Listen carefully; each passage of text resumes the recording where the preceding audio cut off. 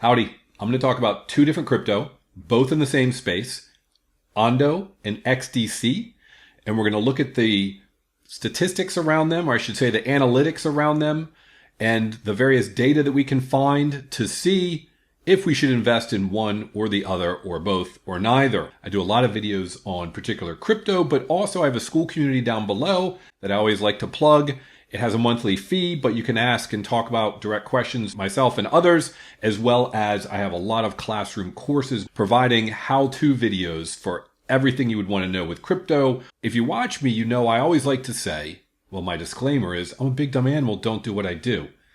Informational purposes only. I like to diversify my investments. Diversification can mean many things. If you look here at the top of CoinMarketCap, you'll see they've got some fairly popular categories. RWA, AI, gaming, you name it. You come up to cryptocurrencies, you look under categories, and there is a zillion of them. I like to say, okay, what categories are I think do well? Is it gaming? Is it decentralized finance? You name it. So today we're going to talk about the broad category of decentralized finance and then narrow it to RWA here, real world asset tokenization.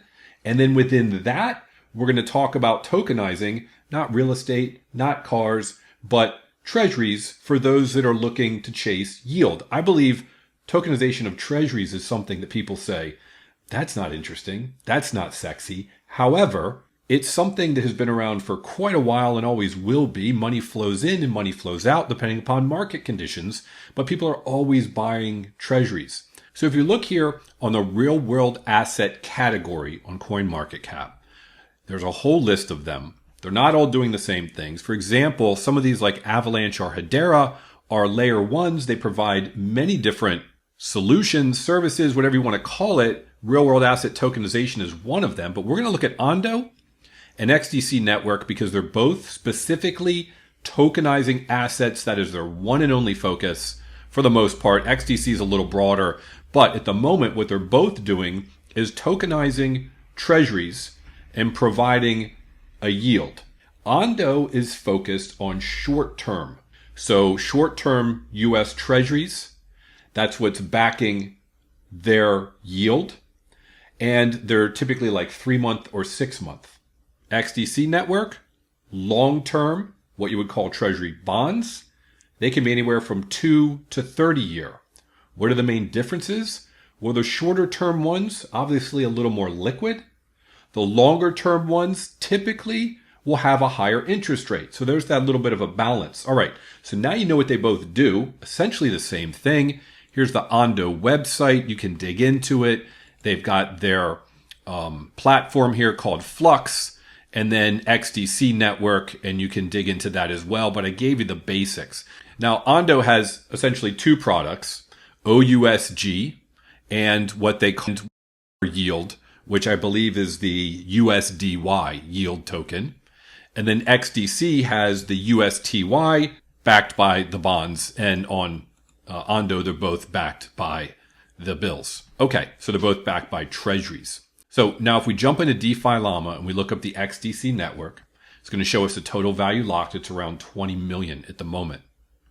Ondo is almost $1 billion at the moment. In the last year, XDC grew from around 3 million to around 20 million, whereas Ondo went from around 400 million to around $1 billion.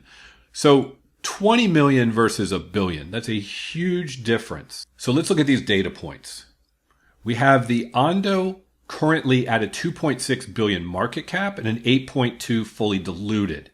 So about a third of their crypto is out. They do release their crypto, I believe it's sort of once a year in big chunks. I did a video on it because people thought it was just going to crater the price. It didn't. It has a short-term effect, but not a long-term effect, because really what people look at is the fully diluted value when you're comparing one to the other. So 8 billion fully diluted for Ondo.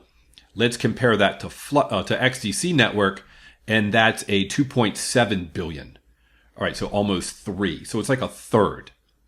That's the first data point. The second data point is we got 20 million locked versus $1 billion locked. All right, that is a substantial difference. Let's take a look at the charts. Ondo, and this goes back because they released in 24. This is a weekly. You can see here it's around 83 cents. It had been at a low, I don't know, 50 cents or so. and a high last November, December around $2, which is like a 2x from here. XDC network back in 24 looks like it was around 2 or 3 cents. Now it's around 7 cents or 8, and it's been as high as 13, almost 14. It wicked up. So they're both, if you just look at their pricing and you said, all right, current pricing 7 cents on XDC network, could go back to 14 cents. That's a 2x if it goes back to November, December. Same with Ondo, 80 cents now, could go back to 220. That's almost a almost a 3x if it goes back to November, December. So both of these are essentially the exact same investment. Why not invest in both of them? So if you look at those two numbers, you'll say to yourself, well, they both have the potential to double if they get back to November, December prices. I should just put half my money in one and half my money in the other. Now, that is not how I would suggest you do it. Looking at these numbers and looking at what they're valued at versus what they have, let's just call it in investment. One has value locked of 30 million and one has $1 billion. So what's going on here? There's a huge differential between the two. They are not the same animals.